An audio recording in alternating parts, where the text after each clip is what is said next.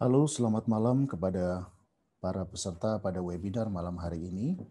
Webinar ini diselenggarakan oleh Perhimpunan Dokter Spesialis PABOY DKI Jaya dengan tema A Year with COVID-19, What Next? Bagian 1. Pada webinar malam hari ini, kita akan menampilkan 3 pembicara. Pembicara ini dari penyakit dalam, anestesi, dan dari ortopedi, sehingga akan memberikan perspektif baru bagi kita semua. Baik, tidak perlu berpanjang lebar lagi. Saya persilahkan kepada Ketua Perhimpunan Dokter Spesialis Ortopedi Traumatologi Indonesia, Dr. SD Muftansir, Spesialis Ortopedi Konsultan. Kami persilakan untuk memberikan kata sambutan sebagai pembuka pada webinar malam hari ini. Kami persilakan Dr. Edi.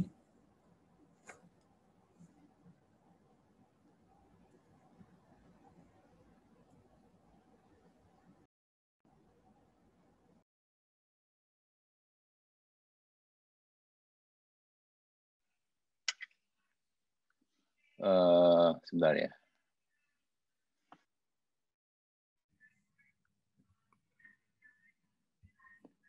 Suara saya kedengaran? Ya, dokter. Assalamualaikum. Jelas. Ya, silakan dokter.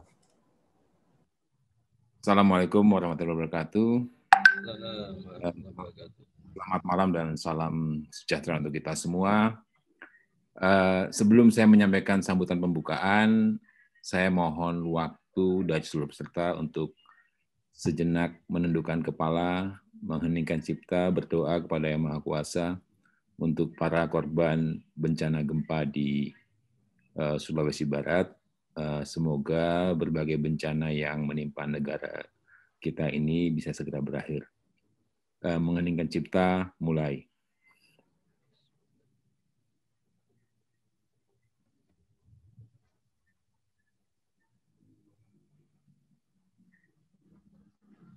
Selesai.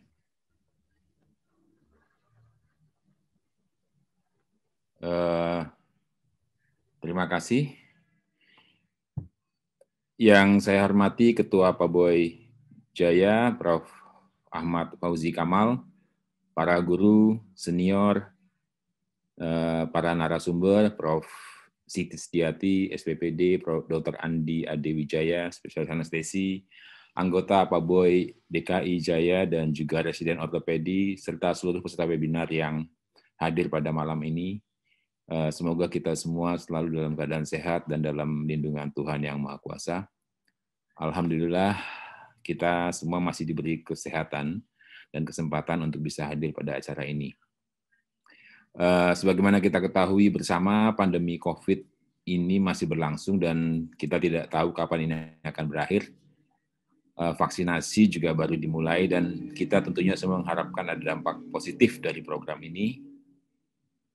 Tidak terasa sudah hampir setahun kita hidup bersama pandemi dan saat ini kita sudah merasakan dampaknya pada orang yang dekat dengan kita. Di PABOY sendiri berdasarkan laporan dari data tim mitigasi PABOY, sampai dengan tanggal 22 kemarin sudah 98 spesialis ortopedi yang terdampak dengan 4 kematian. Belum lagi termasuk PPDS yang juga cukup banyak terdampak. Namun life goes on, hidup berjalan terus, kita tetap harus memberikan pelayanan yang terbaik dengan tentunya tetap memperhatikan keamanan dan kesehatan kita dan tim medis yang bekerja bersama kita. Besarnya variasi standar dan fasilitas layanan kesehatan yang ada juga menyulitkan tim mitigasi dan advokasi PABOY untuk membuat standar layanan yang applicable dan bisa diterapkan di semua level pelayanan kesehatan bagi spesialis ortopedi dalam kondisi pandemi ini. Dan mungkin Dr. Petra tahu, karena Dr. Petra kebetulan dari tim advokasi juga merasakan hal ini. Kita sering berdebat tentang standar apa yang harus kita terapkan. Oleh karena itu, webinar yang diadakan PABOY DKI ini kalinya rasanya sangat pas dan mudah-mudahan bisa memberikan sumbangan pemikiran bagi kita semua tentang apa yang harus kita siapkan dan antisipasi dalam bekerja sebagai seorang spesialis ortopedi di masa pandemi ini. Kami sangat mengapresiasi apa yang dilakukan Pak Boy DKI Jaya dalam pelaksanaan webinar ini. Semoga acara ini bisa memberikan manfaat bagi kita semua dan pada semuanya selamat berwebinar. Sekian, wabillahi taufiq wal hidayah. Wassalamualaikum warahmatullahi wabarakatuh. Baik, terima kasih. Baik, terima kasih Dr. Edi. Kita juga turut mendukung bagi para sejawat senior yang berada di situasi gempa Sulawesi Barat agar diberikan kesehatan dan pertolongan juga dalam menolong para pasien di sana. Baik, para peserta sekalian, kita akan segera memulai topik pertama pada malam hari ini, yaitu peran vaksinasi dalam tata laksana COVID-19. Namun sebelumnya saya perlu ingatkan bahwa peraturan dalam webinar ini kami meniadakan fitur chat sehingga pertanyaan dari para peserta dapat disampaikan melalui fitur Q&A, ditulis dan dapat diberikan keterangan ditujukan kepada siapa. Sehingga kami dari moderator baik dari pembicara akan dapat menyeleksi pertanyaan-pertanyaan dari para peserta. Baik kepada Profesor Dr. Siti Setiati, spesialis penyakit dalam konsultan. Saya persilahkan Prof. Ati. Terima kasih atas waktunya. Ya, saya persilakan Prof. Ati. Baik. Terima kasih Dr. Petra. Bismillahirrahmanirrahim. Assalamualaikum warahmatullahi wabarakatuh. Teman sejawat yang saya hormati, selamat malam. Salam sejahtera untuk kita semua. Malam ini saya akan menyampaikan materi mengenai peran vaksin dalam tata laksana COVID-19 sesuai permintaan panitia. Sejawat sekalian, tentu kita masih ingat ini tentang natural history of disease and level of prevention. Kita kenal ada tiga tipe prevention, ya, primary prevention, secondary prevention, dan tertiary prevention. Dan vaksin COVID-19 itu tentunya ada di pertama ya di hulu ya, di disease prevention, mencegah timbulnya penyakit. Ya, sementara yang kita lakukan selama ini tentunya adalah tata laksana dalam arti pengobatan gitu ya. Jadi COVID-19 itu berperan di dalam disease prevention primer.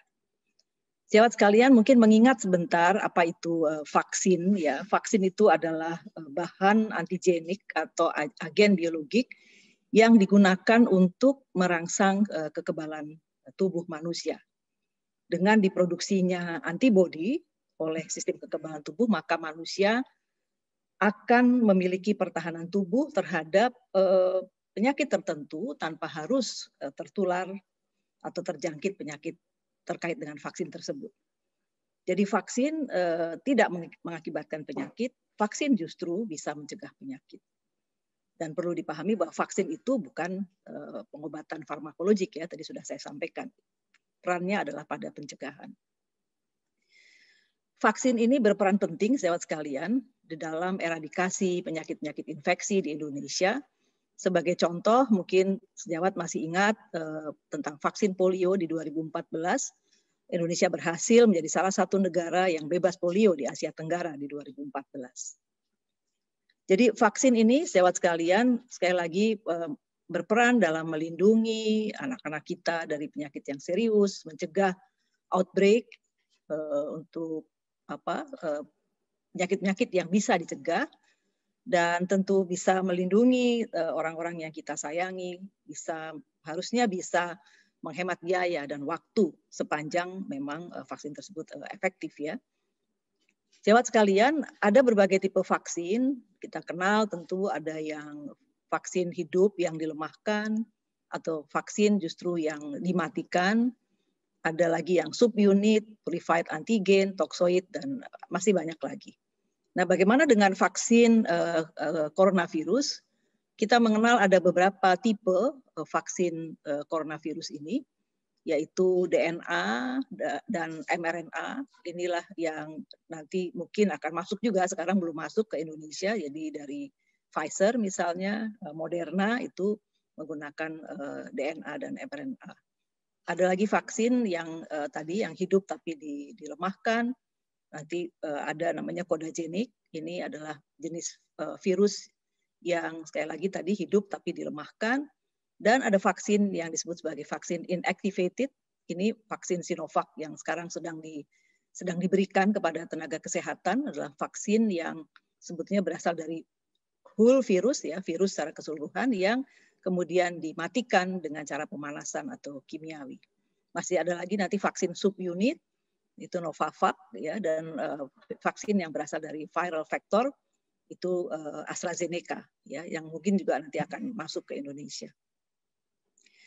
Sahabat sekalian, pembuatan vaksin ini membutuhkan waktu yang panjang. Ya, kita semua pasti tahu bahwa ada beberapa tahap di laboratorium, preclinical namanya, lalu tahap atau fase 1, fase 2, 3 yang memang targetnya adalah untuk melihat safety, ya, itu hitungannya hari ke minggu, minggu ke bulan dengan jumlah sampel atau subjek yang tidak banyak, ya, puluhan sampai ratusan. Dan kemudian ada tahapan untuk melihat efficacy dan safety. Ini proses yang panjang dari sebuah penelitian clinical trial.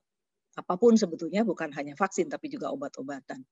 Nah, FDA di Amerika dan Badan POM itu memberikan lampu hijau kepada vaksin itu apabila efficacy vaksin itu di atas 50% dan tentunya harus safe. Jadi memang safety and efficacy itu dua kata yang harus dipenuhi dalam pemberian apapun termasuk vaksin.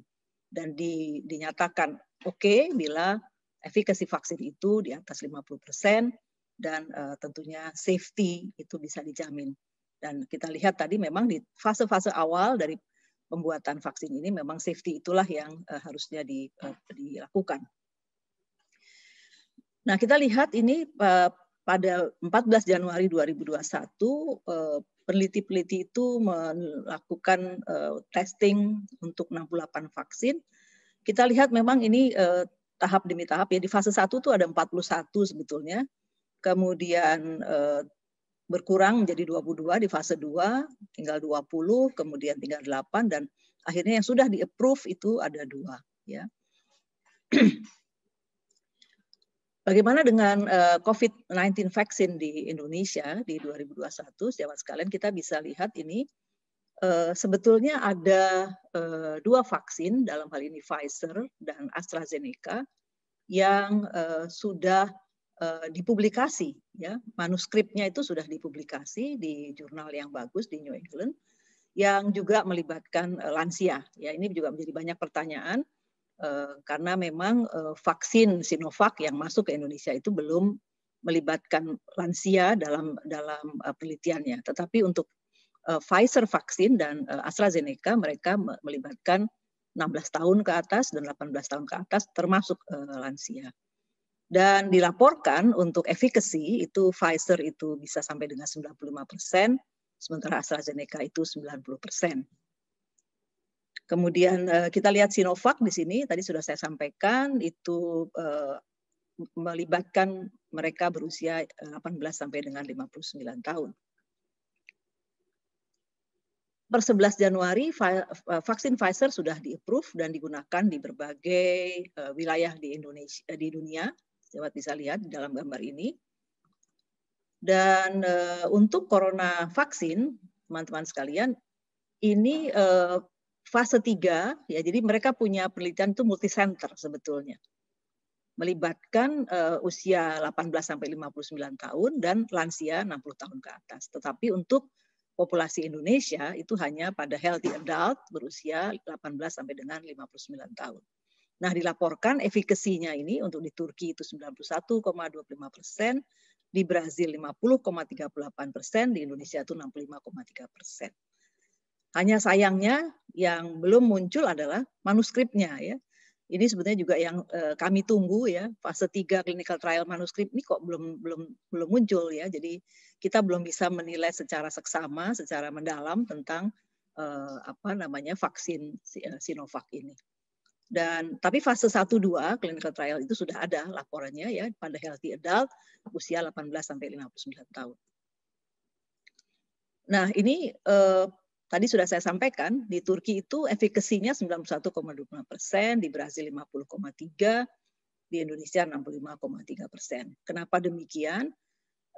Memang ada perbedaan populasi ya, populasi untuk clinical trial fase 3 di 3 negara tadi. Di Brasil itu studi population-nya, populasi studinya itu melibatkan elderly dan healthcare workers ya, jadi tenaga kesehatan. Kita tahu bahwa usia lanjut memiliki immunosenescence ya, adanya penurunan sistem kekebalan tubuh baik yang adaptif maupun yang innate, dan ini tentu akan berdampak pada efikasi terhadap vaksin tersebut.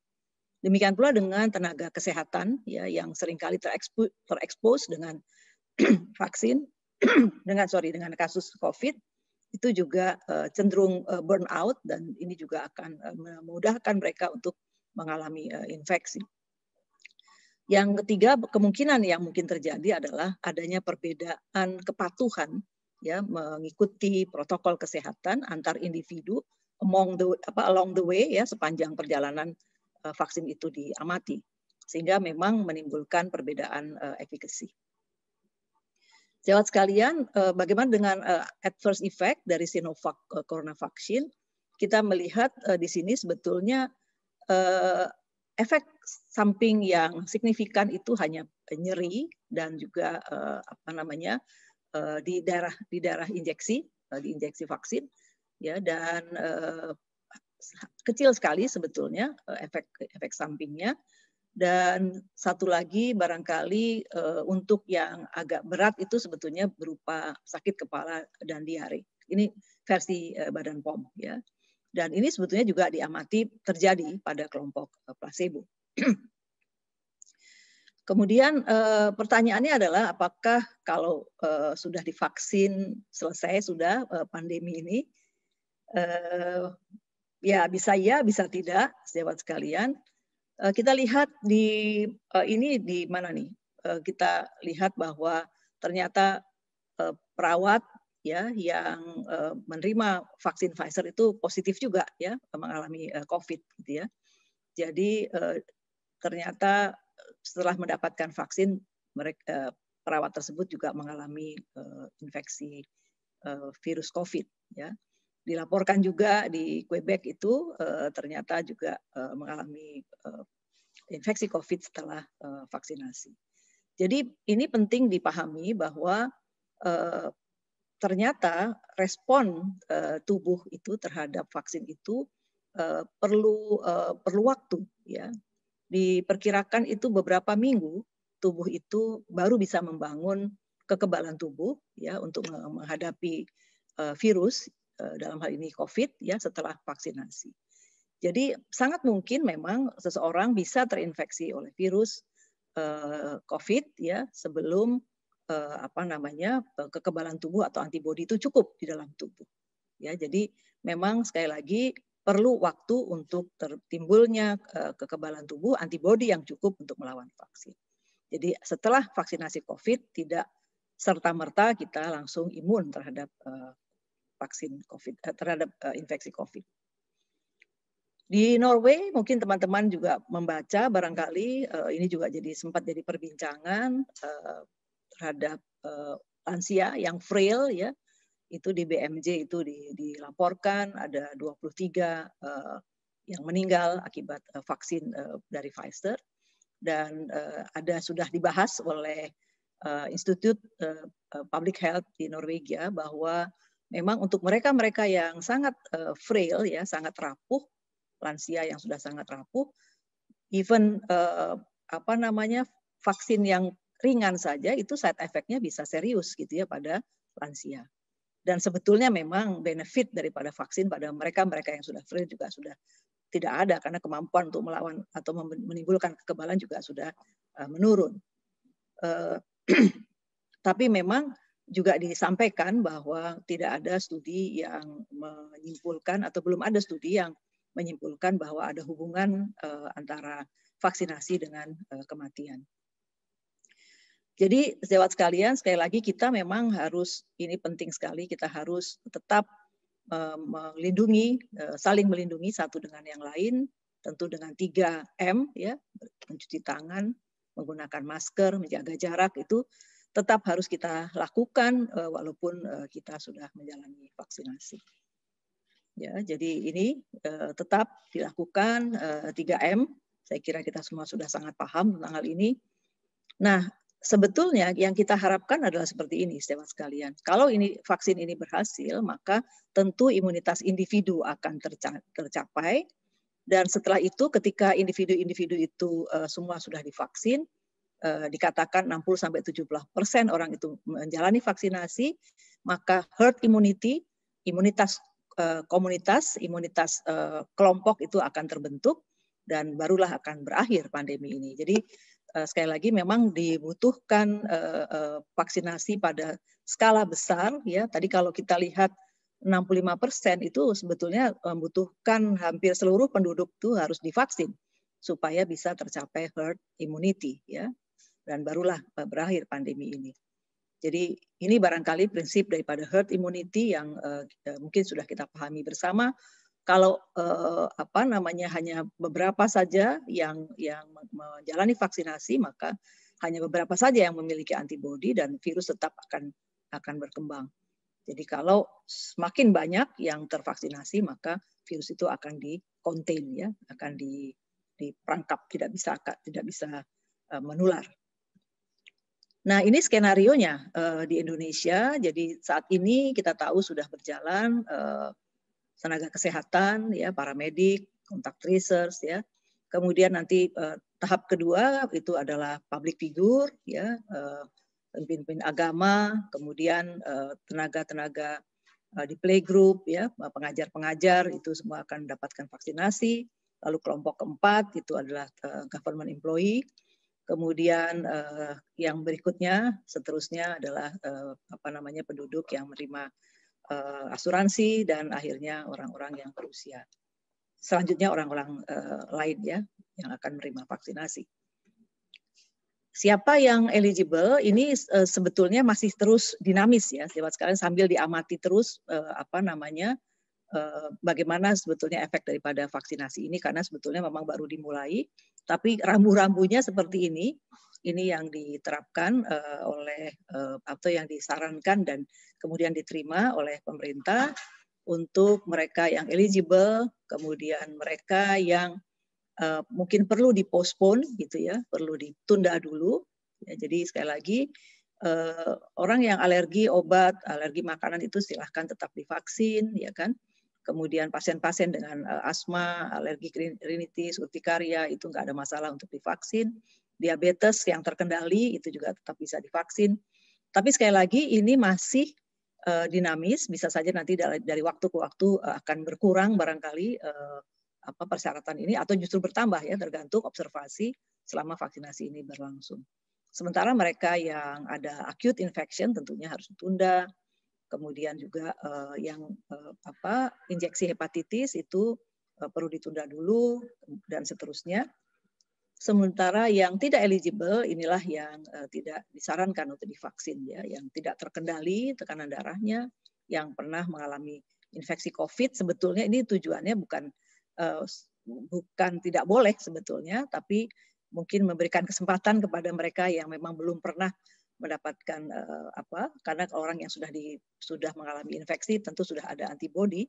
Jadi nanti ada saatnya setelah antibodi itu habis sama sekali mereka akan menjalani vaksinasi. Dan HIV dengan CD4 yang rendah itu juga tidak disarankan. Non-dialisis chronic kidney disease dan seterusnya, sejawat bisa baca di sini. Sistemik autoimun pun ini masih beragam pendapatnya, ya, ada yang mengatakan nggak apa-apa, ada yang mengatakan boleh. Jadi sekali lagi masih tetap dalam masih tetap dalam observasi sampai dengan nanti kita menemukan evidence setelah ini. Jadi itu saya kira Dr. Petra, teman-teman sekalian, apa yang bisa saya sampaikan sesuai dengan permintaan panitia. Terima kasih. Assalamualaikum warahmatullahi wabarakatuh. Terima kasih, Prof. Ati.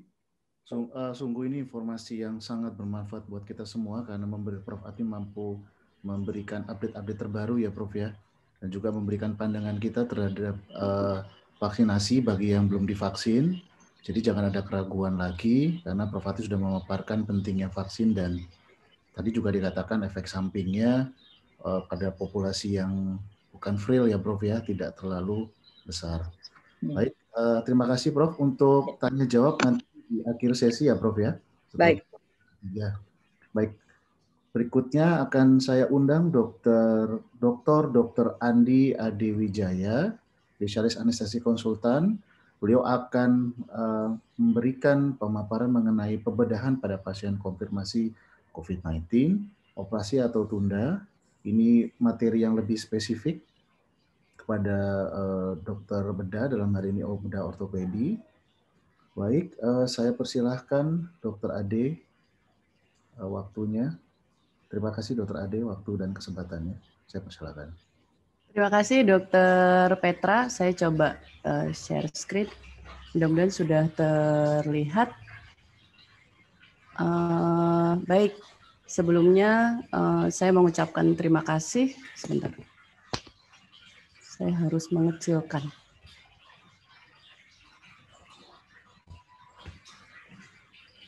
Oke, sebelumnya saya mengucapkan terima kasih atas kesempatan yang diberikan kepada saya untuk pada kesempatan kali ini.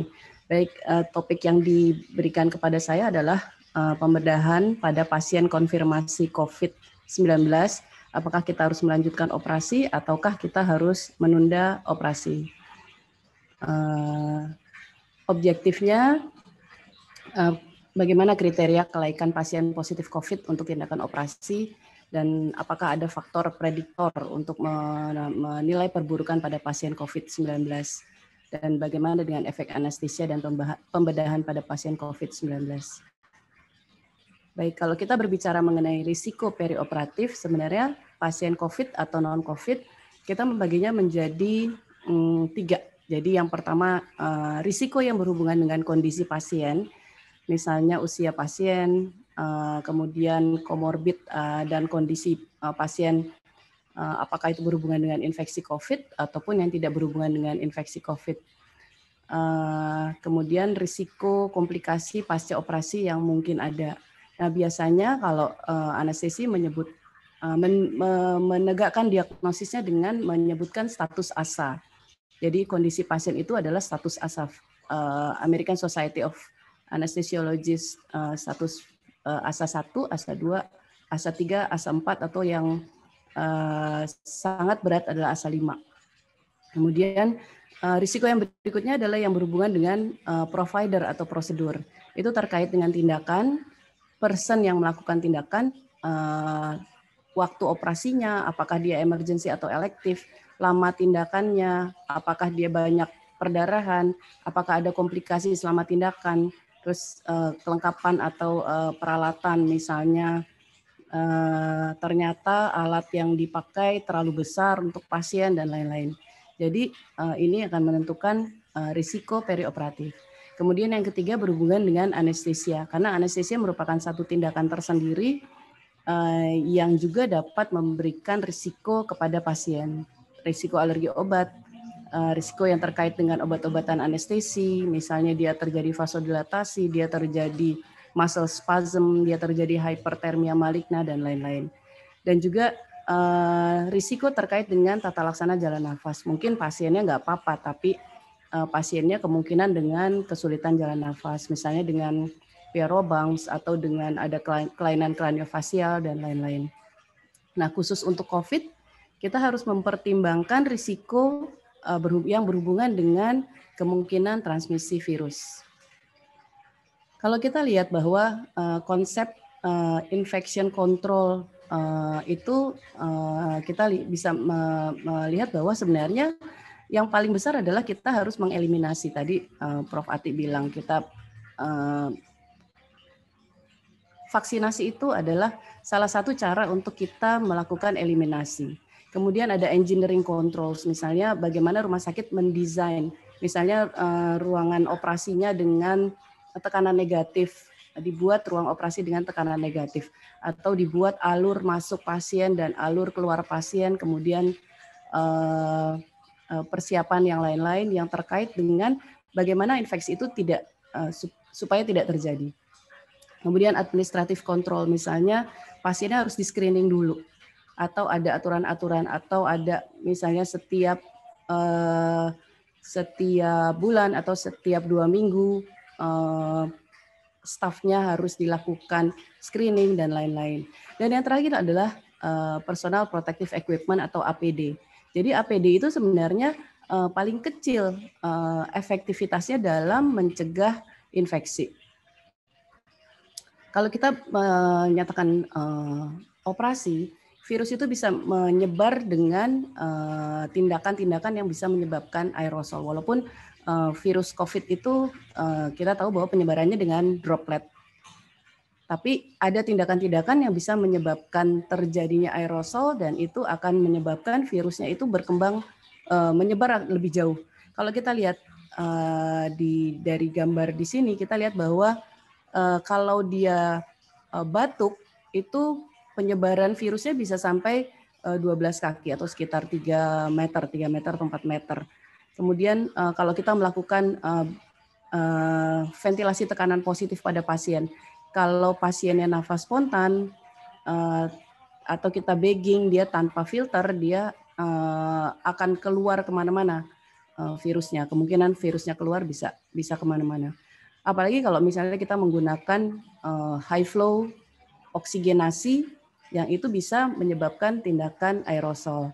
Kalau kita melakukan intubasi pada saat mau operasi, intubasi endotrakeal itu juga tindakan yang menyebabkan aerosol.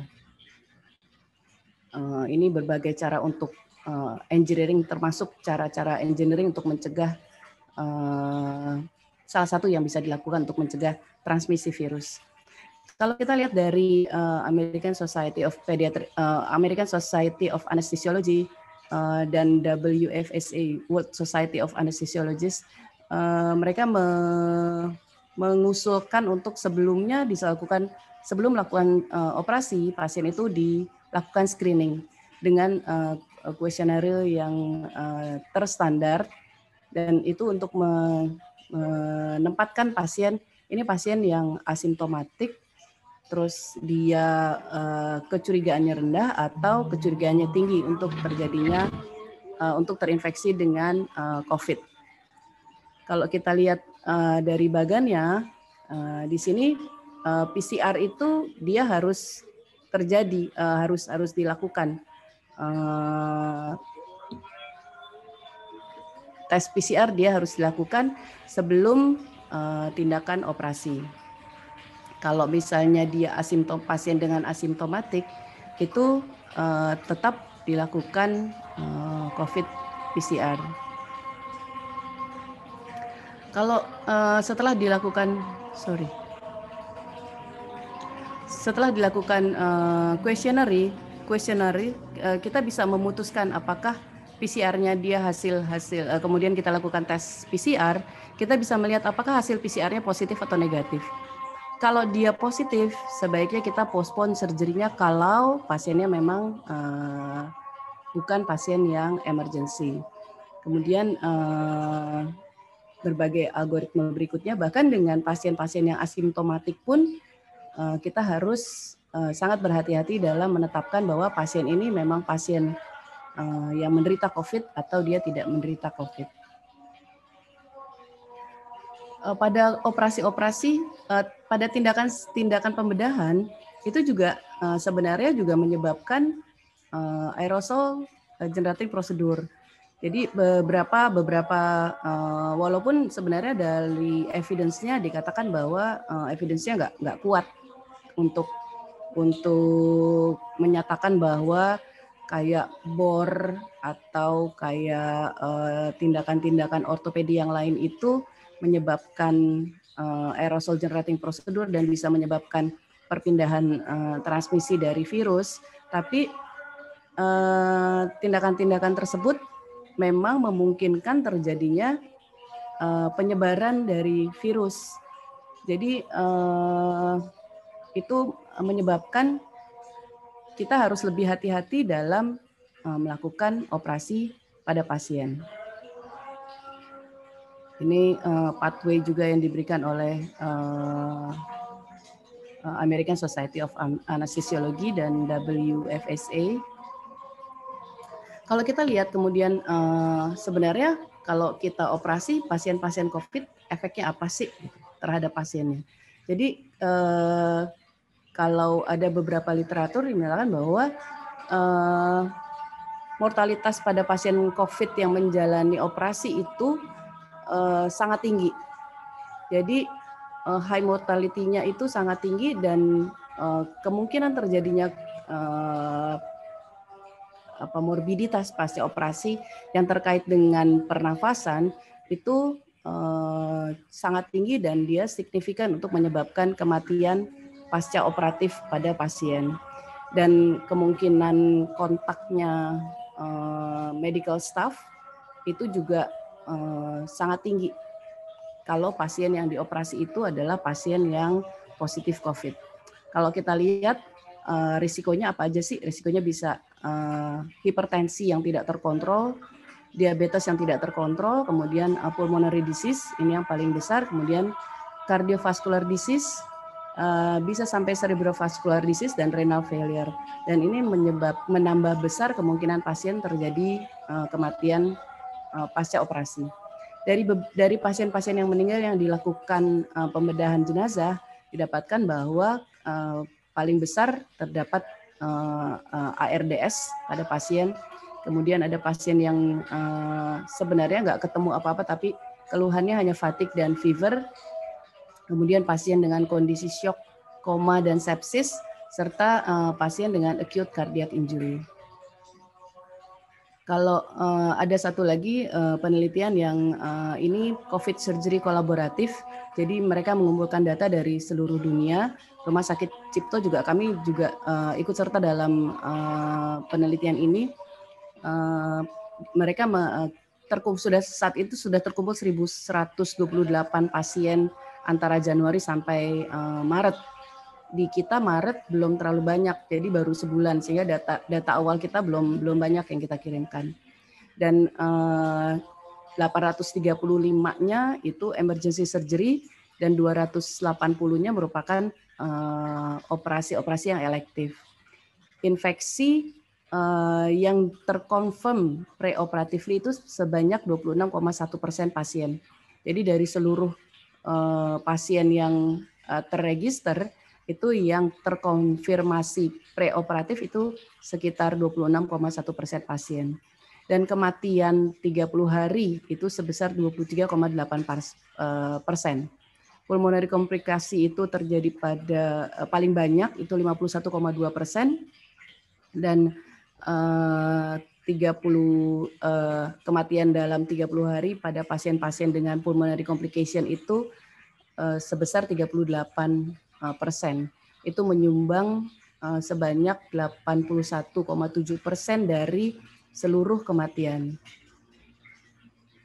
Penyebab kematiannya itu kebanyakan pasien pria, kemudian usia 70 tahun atau lebih, kemudian ASA 3 sampai 5, kemudian diagnosisnya malignan, kemudian emergency surgery dan major surgery. Jadi post-operative pulmonary complication itu terjadi pada hampir setengah dari pasien dengan perioperatif SARS-CoV infection. Padahal belum tentu dia sebenarnya sebelum operasi itu dia menderita gangguan paru yang berat. Tapi post-operatif dia banyak terjadi pulmonary complication. Kemudian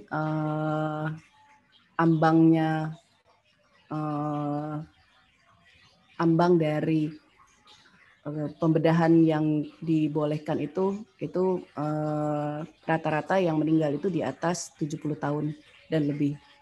Kemudian harus dipertimbangkan untuk kita postpone untuk prosedur-prosedur yang non-urgent.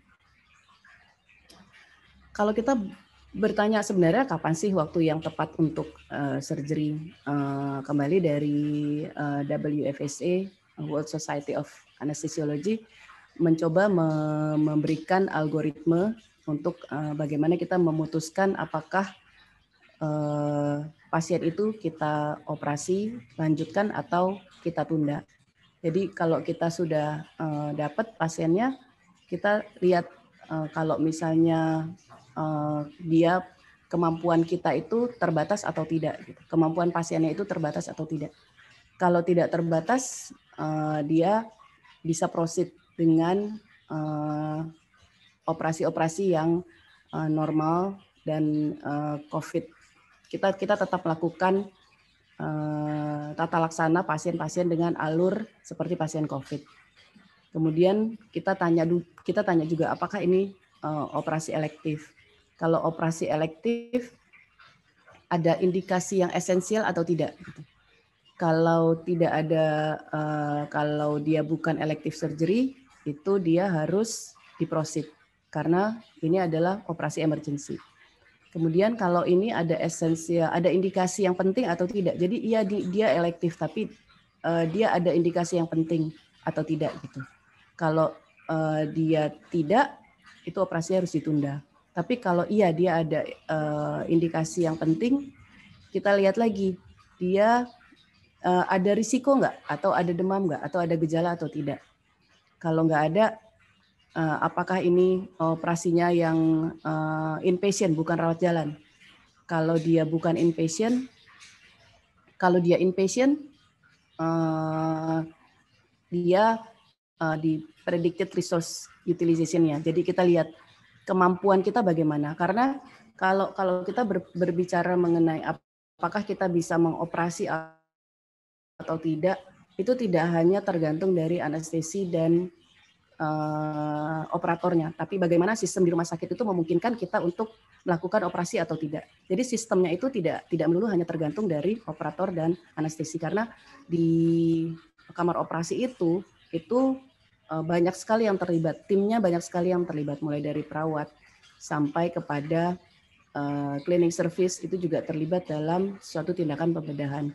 Sehingga harus benar-benar dilihat resource-nya itu bagaimana, utilisasi resource-nya itu bagaimana. Sementara pada saat COVID, kebanyakan resource-nya itu ketarik ke area COVID. Jadi misalnya ini kapasitas ICU jadi terbatas karena ICU-nya separuh dipakai untuk pasien-pasien COVID. Jadi yang tidak COVID itu hanya separuh. Sementara pasien COVID dan tidak COVID itu jumlahnya belum tentu imbang. Jadi kalau misalnya lagi banyakan yang COVID, nanti ada pasien COVID yang mau dioperasi, dia nggak bisa dapat ruangan. Kalau misalnya lagi banyakan yang tidak COVID, nanti pasien-pasien yang tidak COVID jadi tidak bisa masuk ke ICU atau ke ruang perawatan. Karena adanya pengalihan fungsi dari bed management di rumah sakit. Dari American Society of Anesthesiology, untuk patient safety, mereka membuat joint statement dengan bedah.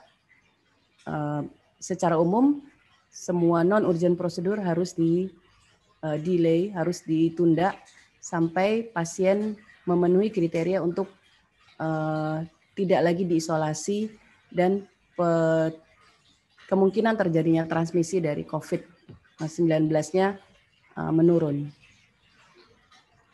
Kalau kita lihat apa sih sebenarnya yang kriteria itu, paling enggak dia sudah 10 hari sejak simptom pertama dia muncul, atau dia 24 jam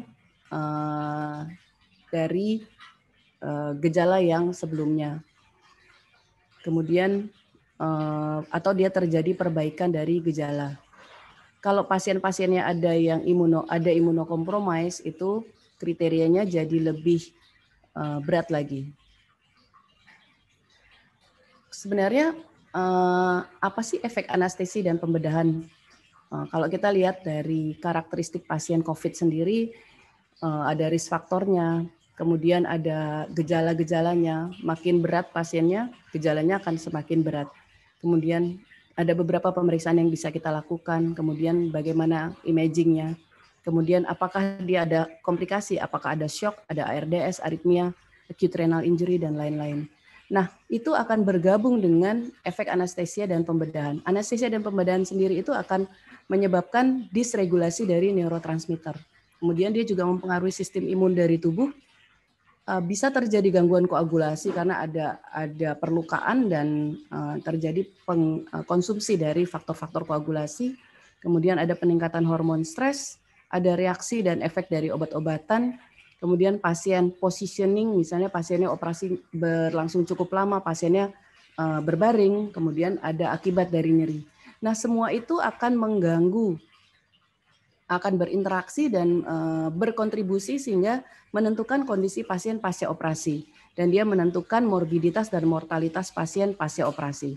Sehingga kita harus benar-benar menentukan pasien-pasien seperti apa sebenarnya yang bisa kita proceed. Baik, sebagai penutup bahwa komunikasi yang intens antara perioperatif tim termasuk hospital manager itu sangat krusial pada saat kita mau menentukan bahwa pasien ini akan kita proceed atau kita postpone. Terima kasih, semoga bermanfaat. Assalamualaikum warahmatullahi wabarakatuh. Terima kasih Dr. Ade atas presentasi yang sangat komprehensif.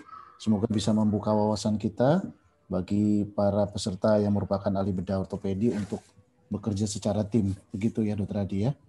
Baik. Iya, Dok. Untuk pembicara berikutnya saya undang Prof. Fauzi, spesialis ortopedi konsultan. Saya persilakan Prof. Terima kasih Dr. Vetra. Sama-sama Prof, dipersilakan.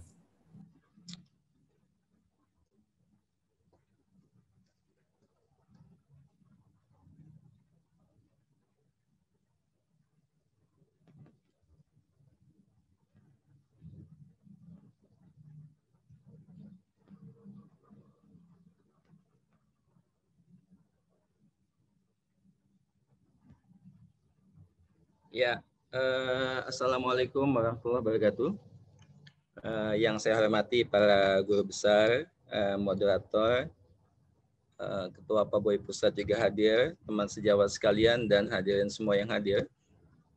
Jadi terima kasih ini panitia sudah mengundang saya. Mudah-mudahan sharing pengalaman saja khususnya yang ada di Cipto. Kalau yang lain-lain saya yakin teman sejawat juga sudah banyak baca. Jadi sebetulnya bagaimana sedikit pengalaman yang ada di Cipto tentang pelayanan ortopedi dan trauma, kasus ortopedi pada masa pandemi. Jadi saya kira ini hanya reminding saja. Saat ini sudah ada nomenklatur baru tentang kasus suspek, probable, konfirmasi, dan kontak erat. Saya kira sudah disampaikan tadi sekilas oleh Prof. Ati atau mungkin oleh Dr. Ade, saya lewat saja. Jadi teman sejawat sekalian, kami dari ortopedi begitu mulai pandemi, ya, kami coba, kebetulan di RSM ini Prof. Ati, Prof. Siti Setiati juga saat ini sebagai Ketua COVID Board, juga Ketua Unit IBM. Ini beliau mengencourage semua penelitian yang berkaitan dengan COVID, khususnya bagi staf di lingkungan FKUI dan RSM. Waktu itu masing-masing departemen atau unit itu dipersilahkan mengajukan topik-topik penelitian seputaran COVID. Jadi kami mencoba melakukan penelitian pada pelayanan ortopedi untuk pelayanan di poliklinik, kemudian emergency, serta di kasus-kasus pembedahan elektif.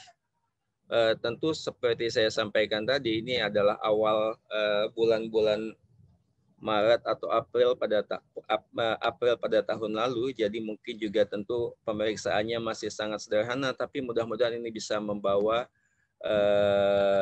manfaat buat teman sejawat sekalian. Jadi teman sejawat sekalian, waktu itu tadi juga disinggung oleh Dr. Ade, sedapat mungkin adalah operasi elektif itu ditunda apabila memang tidak mengancam nyawa. Pada prinsipnya adalah demikian. Jadi baik dari American College of Surgeons juga mengatakan demikian. Kalau memang nggak urgent banget, kira-kira ya bisa ditunda. Namun demikian, ketika kasusnya itu memang open fracture misalnya, atau kasus dengan keganasan, maka pada kondisi tersebut tentu kita tidak bisa menunda pada prinsipnya. Demikian juga yang disampaikan di jurnal JBJS.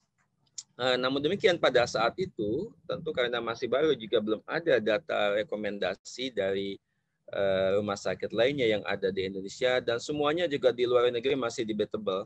Nah, inilah yang melatar belakangi kami melakukan penelitian. Jadi kami melakukan penelitian untuk kasus operasi elektif, kemudian emergensi, serta rawat jalan. Kami lakukan setelah lolos kaji etik dari Komite Etik FKW LSM, kami juga mendaftarkan untuk di Research Registry. Dua penelitian, topik penelitian, yaitu pada kasus dengan operasi elektif dan operasi emergensi sudah kami publikasi di jurnal internasional. Untuk kasus polikliniknya masih dalam proses review di jurnal internasional. Teman sejawat sekalian, pada kasus dengan ini adalah kasus emergency elektif dulu ya, nanti kita lihat yang emergency. Jadi baik yang elektif maupun emergency itu adalah proses penelitiannya, metodenya adalah kombinasi dari retro dan prospektif yang kami kerjakan. Ya, ini dikerjakan tentu belum selengkap sekarang semuanya pemeriksaannya. Nah, apa yang kami kerjakan itu adalah berbagai variabel yang kami teliti adalah usia, jenis kelamin, jenis anestesi, lamanya prosedur pembedahan, lamanya rawat inap, gejala klinis, dan lain-lain yang tercantum seperti di slide ini. Yang kami pikirkan adalah apakah prosedur pembedahan, baik elektif, emergensi, maupun pelayanan di poliklinik itu dapat meningkatkan kejadian COVID pada pasien-pasien khususnya. Kami mereview pada pasien-pasien yang dilakukan prosedur pembedahan. Untuk teman sejawatnya itu dimitigasi oleh Pak Boy Pusat. Kita lihat hasilnya. Jadi ini adalah untuk operasi elektif kami lakukan pemeriksaan laboratorium ya. Waktu itu memang pemeriksaannya itu adalah kalau virus itu bagaimana leukositnya, kemudian hitung darahnya, kemudian ditambah dengan fotopolosnya. Ya, jadi kalau clear semuanya kami bisa lanjutkan operasi. Kemudian ditambah dengan pemeriksaan yang ada pada saat itu adalah kita menggunakan rapid test ya. Tentu saat ini semuanya itu adalah dengan PCR, tapi saat itu adalah dengan rapid test. Sehingga kalau misalnya hasil antibodinya itu positif, maka kita keluarkan dari penelitian ini, kemudian operasi ditunda sesuai dengan rekomendasi tim PINERE, tim COVID Board yang ada di Rumah Sakit Cipto. Ya, kemudian tentu nanti dikonfirmasi dengan PCR apakah positif ataukah negatif. Oke, kemudian dilanjutkan dengan isoman. Nah, bagaimana kemudian setelah pasien menjalani prosedur pembedahan, juga kita cek kembali labnya, kemudian fototoraksnya, kemudian dia kontrol ke poliklinik tentu dengan 3M, ya kita lakukanlah sesuai dengan prosedur. Nah, bagaimana dengan kasusnya yang terindikasi mengidap COVID? Nanti tentu akan direview oleh tim PINERE dan tata laksana selanjutnya. Ya, jadi dari hasil operasi yang kami kerjakan sebanyak 35 kasus, ini adalah semuanya tentu kasus ortopedi, 15 laki-laki, 20 perempuan lebih banyak. Juga sebagian itu adalah comorbid ya. Apa-apa yang kita elektifkan pada saat itu adalah utamanya adalah kasus dengan keganasan, kemudian kasus yang spine ataukah kasus dengan trauma kami juga kerjakan. Yang lain tetap berjalan tetapi dengan jumlah yang lebih kecil.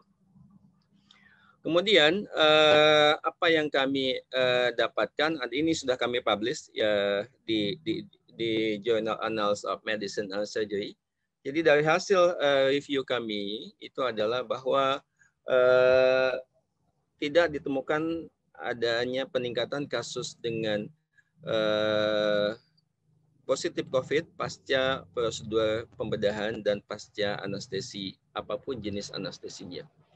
Kalau kita lihat dari rata operasinya itu adalah kurang lebih ini 240 menit dengan range-nya itu adalah dari 40 sampai dengan 690 menit.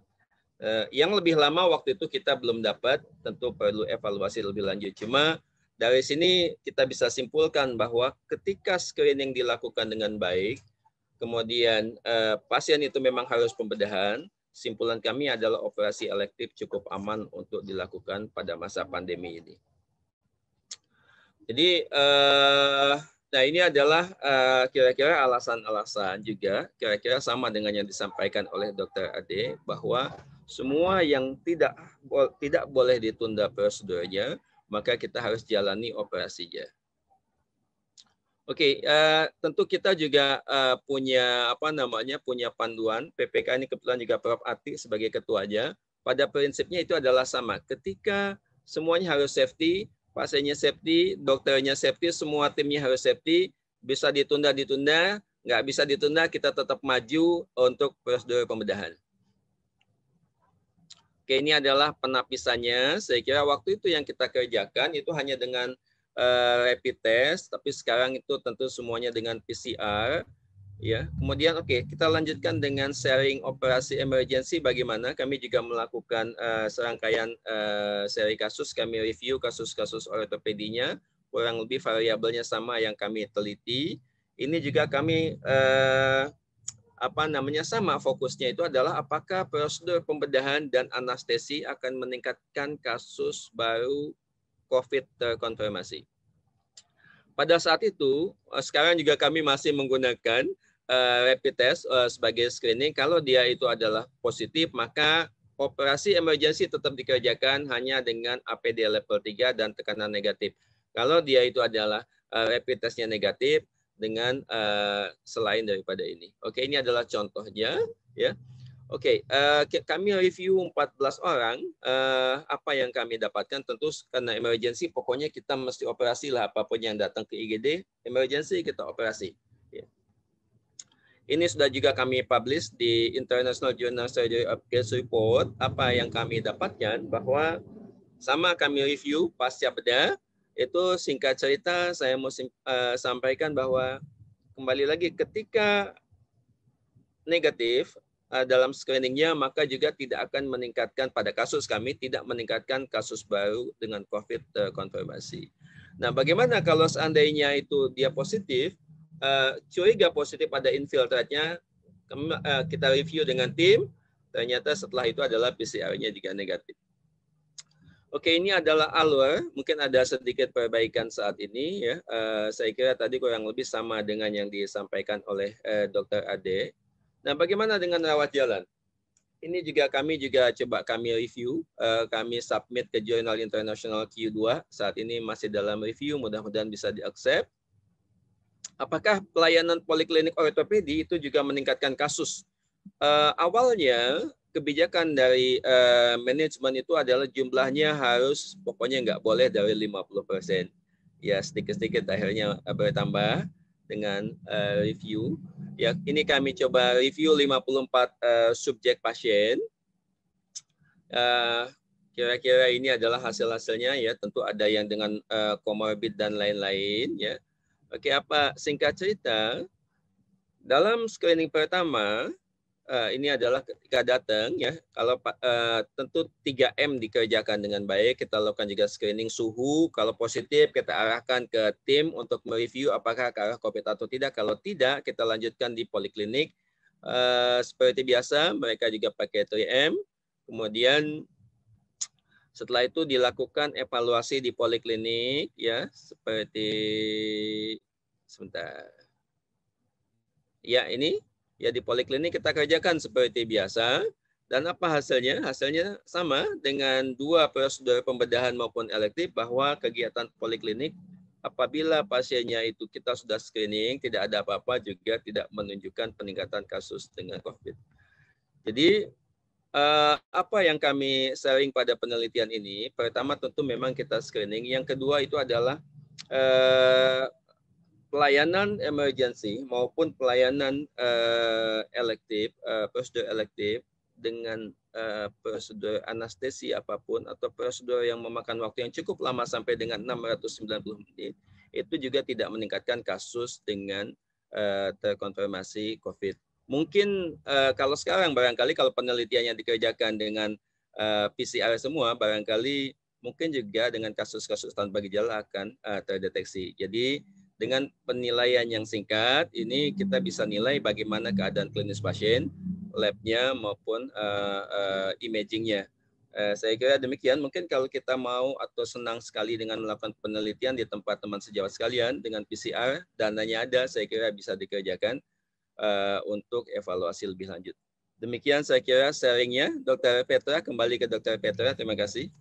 Terima kasih Prof. Fauzi, luar biasa Prof. Ini karena dilakukan penelitian yang sudah dipublikasi ya Prof. Semoga bisa nanti menambah juga untuk rencana rilis update dari guidelines dari Pak Boy Pusat.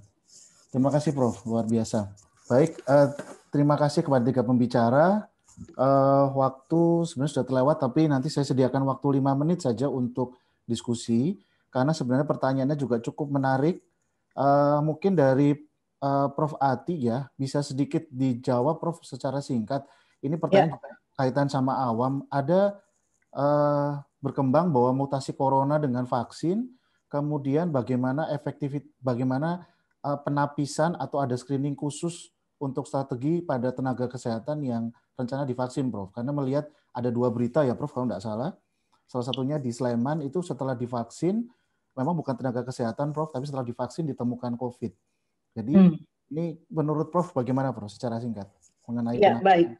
Ya, kalau yang tentang terkait dengan tadi mutan ya, Dokter Petra ya. Mutasi, Prof, dengan vaksin. Ya, sebetulnya WHO itu sekarang sedang sedang mengamati berbagai mutan yang ada sebetulnya. Tapi sampai sekarang Badan Kesehatan Dunia tersebut masih berpendapat bahwa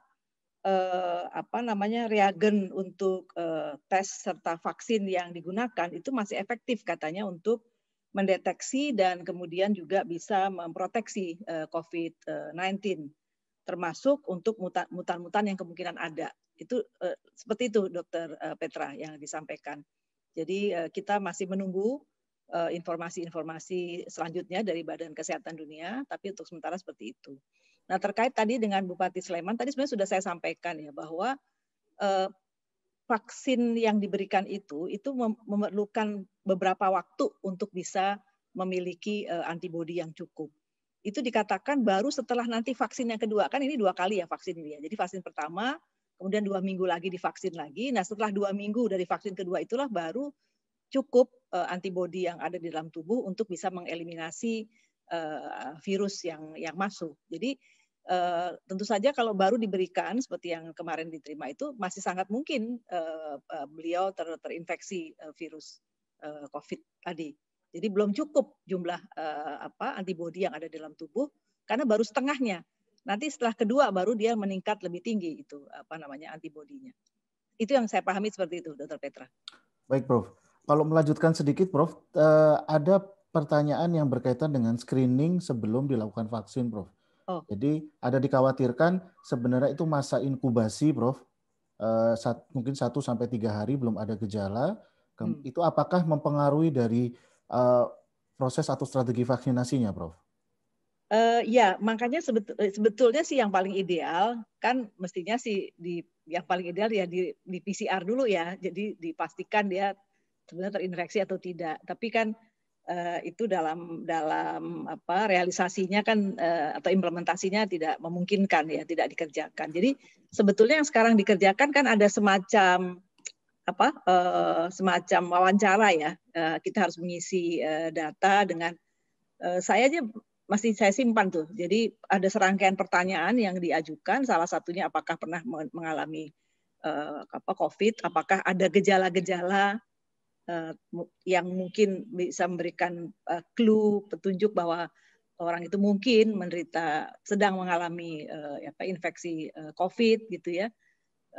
Ada berapa nih? Kalau nggak salah saya lihatnya, saya punya di sini ada 16 pertanyaan yang diajukan. Yang pertama-tama memang yang ditanyakan adalah apakah ada anggota keluarga, orang terdekat yang terkena virus. Jadi pertanyaan-pertanyaan yang mengarah kepada kemungkinan kita ini sedang terkena infeksi COVID atau tidak gitu ya. Jadi itu kira-kira ini ya screening yang dikerjakan ya, Dr. Petra. Baik, terima kasih Prof. Hati. Ini sangat membuka wawasan kita karena masih detik-detik ini beberapa tenaga kesehatan masih khawatir ya, Prof. Ini kalau tenaga kesehatannya khawatir, nanti masyarakatnya ikut khawatir, Prof. Iya, tenaga kesehatan harus kasih contoh, Dok. Siap, betul. Saya setuju sekali. Semua nih untuk bisa menimbulkan immunity tadi itu. Immunity. Ya, betul, Prof. Baik, kemudian terima kasih, Prof. Kemudian ini ada pertanyaan yang berkaitan ini kepada Dr. Ade mengenai tindakan anestesi yang untuk meningkatkan morbiditas pada pasien COVID. Mungkin maksudnya ini jenis anestesi ya, Dr. Ade ya. Meskipun tadi dari Prof. Fauzi dari penelitian di RSCM tidak terbukti ya, Prof ya. Tapi kalau dari Dr. Ade pandangan dari sisi keilmuan anestesi, Dok, kira-kira ada jenis-jenis anestesi tertentu nggak, Dok, yang berkaitan dengan resikonya? Baik, kalau kita melihat bahwa pasien-pasien dengan COVID itu apakah dia nanti terjadi mortalitas atau morbiditas, sebenarnya risiko yang lebih besar itu pada kalau kita melakukan anestesia umum dibandingkan kalau kita melakukan anestesia regional. Begitu juga dengan risiko transmisi dari virus. Risiko transmisi dari virus juga sebenarnya dia lebih ringan atau lebih kecil kalau kita melakukan anestesi regional. Tapi kalau kita berbicara mengenai apakah dia nanti akan memburuk pasca operasi, itu sangat tergantung dari kondisi pasien. Benar-benar tidak ada hubungannya antara apakah dia di regional anestesi ataukah dia di general anestesi. Masing-masing ada kelebihan dan kekurangannya. Memang kalau general anestesi itu karena kita harus mengintervensi paru-parunya. Karena kan kita harus intubasi, kemudian kita masukkan ke dalam ventilator. Jadi kita harus mengintervensi paru-parunya yang sebenarnya paru-parunya sendiri masih uncompromised. Dia belum bagus-bagus banget gitu paru-parunya. Atau memang dari sedang awal infeksi gitu. Jadi semakin kita memberikan manipulasi di paru-parunya, kemungkinan terjadinya komorbid itu akan jauh lebih besar dibandingkan kalau kita melakukan regional anestesi. Gitu sih, Dok, kalau terkait dengan risiko terjadinya komplikasi pasca operasi. Baik, Dr. Ade. Jadi memang dibutuhkan suatu komunikasi tim ya, Dok, karena di situasi COVID ini kita tidak bisa seperti kegiatan sehari-hari sebelum COVID. Pokoknya dokter bedahnya mau operasi tanpa mempedulikan nanti resiko pasca operasinya bagaimana, Dok ya? Iya betul. Ini baik, terima kasih Dr. Ade. Berkaitan dengan Prof. Fauzi tadi dari penelitian di RSCM, Prof. Jadi dari kalau nggak salah saya tangkap tadi, Prof. Jadi apakah sebaiknya pada pasien-pasien yang dari screening awal, karena kondisi setiap rumah sakit kan beda ya, Prof ya. Apakah disarankan ketika terutama pada tindakan emergensi, Prof, kalau elektif kan bisa diatur ya, Prof. Ini kira-kira menurut Prof Fauzi disarankan untuk dilakukan pemeriksaan yang lebih ketat nggak, Prof? Maksudnya gold diagnostiknya swab PCR misalnya. Kira-kira menurut Prof bagaimana, Prof? Ini ada pertanyaan. Terima kasih. Itu yang paling ideal itu. Kalau kita bisa PCR, cuma kan sebetulnya kita maunya kita bikin PPK, pulang ke PPK ini ketuanya kembali lagi Prof. Ati itu dan kita bikin hampir 140 halaman, kalau saya nggak salah 130 halaman, 126. Jadi begini, idealnya itu adalah gold standarnya PCR. Tapi PCR itu perlu waktu minimal itu 12 jam. Atau mungkin bisa lebih 24 jam barangkali tergantung kepada kemampuan rumah sakitnya. Tapi kalau tidak ada, sekarang itu memang rapid test itu dia punya sensitivitas cukup tinggi, 80%, dengan spesifisitasnya bisa menyampingkan bukan COVID-nya itu sampai 90 sekian persen. Tetapi memang tetap gold standar adalah PCR. Artinya adalah kalau misalnya ada gambaran klinisnya, kemudian rapid testnya itu positif, maka kita mesti menduga kuat bahwa itu adalah kasus dengan probable. Jadi sangat mungkin COVID. Sehingga tim biasanya memutuskan masing-masing rumah sakit punya tim pasti. Tim memutuskan oke ini dianggap COVID. Makanya langsung tata laksananya kalau emergency itu yang tadi sementara ini di RSCM alur kita itu adalah dia masuk kepada tekanan negatif. Emergency, life threatening, apa boleh buat? Kita mesti operasi, begitu Dokter Ade.